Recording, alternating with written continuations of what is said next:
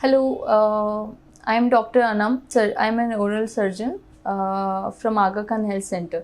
Okay, today we are discussing about oral cancers. Oral cancer are basically any extra growth or soreness in your mouth. Oral cancers जो हमारे extra growth या soreness होने लग जाती है मुंह के अंदर, उसको इंडिकेट करते हैं। किस किस वजह से ओरल कैंसर्स हो सकते हैं? ये सबसे बिगेस्ट रीज़न इसका है हमारा स्मोकिंग या टबैको। आप टबैको च्यू कर रहे हो या आप स्मोक कर रहे हो, एनी फॉर्म ऑफ टबैको, आप उसकी वजह से मेजर कॉजेज़ होते हैं ओरल कैंसर के।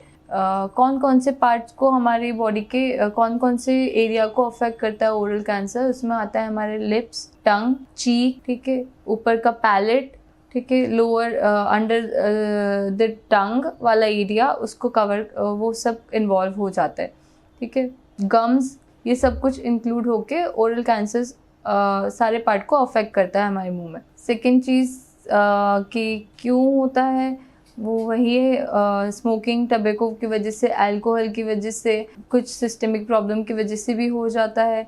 ध्यान से प्रॉपर ध्यान नहीं देने की वजह से आप ओरल अपनी हेल्थ पे ध्यान नहीं दे रहे हैं, कहीं ना कहीं कुछ ग्रोथ हो रही है, उसकी वजह से भी होता है। थ्रोट और साइनस को भी अफेक्ट करता है कहीं ना कहीं। अगर गले में बहुत बार बार टॉन्सिलाइटिस हो रही है या फिर सोरनेस बार बार हो रही है थ्रोट के अंदर, या बहुत ज़्यादा हमारे मुंह में अल्सर्स हो रहे हैं, छाले हो रहे हैं, बार बार एक ही जगह पे रिपीट हो रहे हैं, तो आपको डेंटिस्ट को जाके आपको उस टाइम दिखाना चाहिए कि अगर कोई चीज़ बार बार हो रही है तो उसका रीज़न क्या है, ठीक है। वो आप अगर जितने जल्दी आप उस चीज़ को डिटेक्ट कर सकते हैं, उतना जल्दी ट्रीटमेंट स्टार्ट हो जाता है। फर्स्ट स्टेज पे अगर हम ट्रीटमेंट स्टार्ट करते हैं तो it is very curable. 63% oral cancers के जो पेशेंट्स है वो आफ्टर डिटेक्शन 5 साल तक जीवित रहे हैं, ठीक है। उसके बाद भी अगर ट्रीटमेंट उनको जल्दी डिटेक्ट हो जाता है तो ट्रीटमेंट के बाद काफ़ी लॉन्ग लास्टिंग इफ़ेक्ट्स रहते हैं उसके, बट क्योरेबल हो जाता है। अगर आप लेट डिटेक्ट करते हैं तो उसका क्योर होना मुश्किल होता है, इसलिए अर्ली डिटेक्शन ज़रूरी है। जो हम इसको प्रिवेंट कैसे कर सकते हैं ओरल कैंसर को, तो सबसे पहले क्विट स्मोकिंग बिल्कुल बंद कर देना है। अगर आप टबैको च्यू कर रहे हो तो उस चीज़ को आप अवॉइड करना है। उसके लिए आप डेंटिस्ट से उसके लिए आप हेल्प ले सकते हैं। जैसे कि आप किसी डेंटिस्ट के पास जाके उनको बोले कि आपको स्मोकिंग क्विट करनी है, दिल प्रोवाइड यू पूरा फॉर्म ऑफ ट्रीटमेंट की। अगर स्मोकिंग की जगह आपको अगर हैबिचुअल हैं आप, तो उसको धीरे धीरे करके आप क्विट कर सकते हैं, जिसकी वजह से आप इस चीज़ को अवॉइड कर सकते हैं। सेकेंड चीज़ है अल्कोहल। अगर आप बहुत ज़्यादा अल्कोहल पी रहे हैं तो उसके कंजप्शन को आप कम कर दीजिए।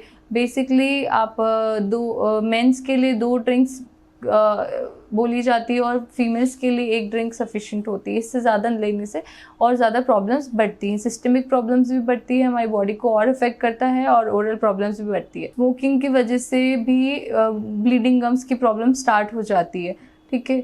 तो ओवरऑल पूरी बॉडी के हेल्थ पे भी इफेक्ट करता है, अल्कोहल भी, स्मोकिंग भी। इसके बाद फिर आप इसको प्रिवेंट और ऐसे कर सकते हैं कि आप हमारा बैलेंस डाइट लें। खाना जो आप खा रहे हैं उसमें आप उसको बैलेंस डाइट के वे में लें, जैसे proper salad, proper green vegetables, chapati, rice, एक प्रॉपर बैलेंस्ड अमाउंट में कार्ब्स, कार्बोहाइड्रेट्स, प्रोटीन, विटामिन, ये सब आप लेंगे तो वो आप इस चीज़ को आपके बॉडी के इम्यून सिस्टम को बूस्ट करने में हेल्प करता है, ठीक है। तीसरी चीज़ ये है कि आपकी जो लाइफस्टाइल है उसको थोड़ा चेंज करिए। अगर आपकी सीडेंटरी लाइफस्टाइल है, आप अगर वर्कआउट नहीं कर रहे, एक्सरसाइज नहीं कर रहे, तो वो चीज़ भी अफेक्ट करती है। उस चीज़ से आप इसको प्रिवेंट कर सकते हैं। हमारा जो लिप्स है, स्किन है, इसके लिए लिप के कैंसर्स भी होते हैं काफ़ी ज़्यादा, तो उसको अवॉइड करने के लिए सनस्क्रीन, आजकल मार्केट में काफ़ी सारे सनस्क्रीन्स आ गए हैं जो आप लिप्स के लिए भी, चैपस्टिक्स आ गए हैं जो आप उसको लगा के यूज़ कर सकते हैं, सनस्क्रीन्स को भी। रेगुलर डेंटल चेकअप्स होना चाहिए 6 मंथ्स या एवरी 3 मंथ्स और 6 मंथ्स में आप एक रेगुलर जनरल डेंटल चेकअप करवा सकते हैं, ठीक है। जिससे आपके बाकी की ओरल प्रॉब्लम्स जो है वो भी डिटेक्ट हो जाती है। इसके बाद होता है हमारा सेल्फ इवैल्यूएशन। सेल्फ इवैल्यूएशन बहुत ज़्यादा ज़रूरी है। सेल्फ इवैल्यूएशन में क्या होता है कि जब आप खुद देखते हैं कि आपके नॉर्मल टीथ कैसे थे, आपके नॉर्मल ओरल कैविटी में टांग, थ्रोट में कहीं प्रॉब्लम तो नहीं है, ये सब कैसे थे, तो उससे आपको ज़्यादा डिफरेंस समझ में आता है।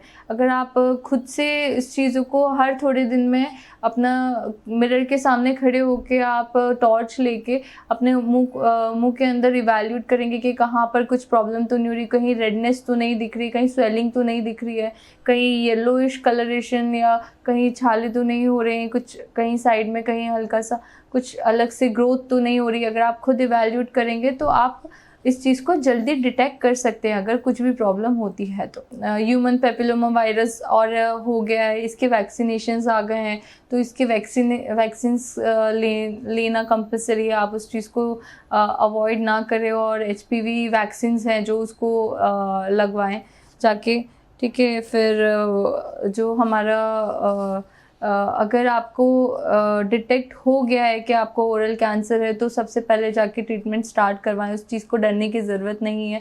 अगर आप ट्रीटमेंट लेंगे तो उस चीज़ का क्योर हो जाता है, 100% क्योर है।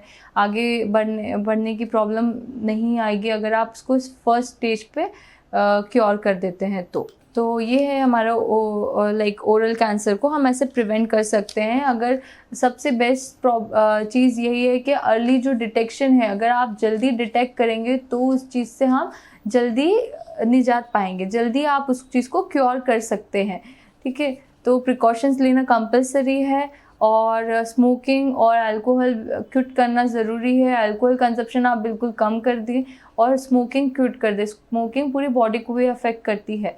तो ओरल कैंसर्स का मेन कॉज स्मोकिंग है। 99% पेशेंट स्मोकिंग की वजह से ही आते हैं कि टबैको इनटेक या स्मोकिंग की वजह से ओरल कैंसर कहीं ना कहीं इनिशियल स्टेट में स्टार्ट होता है वहीं से, तो इस वजह से अर्ली डिटेक्शन ही क्योर है।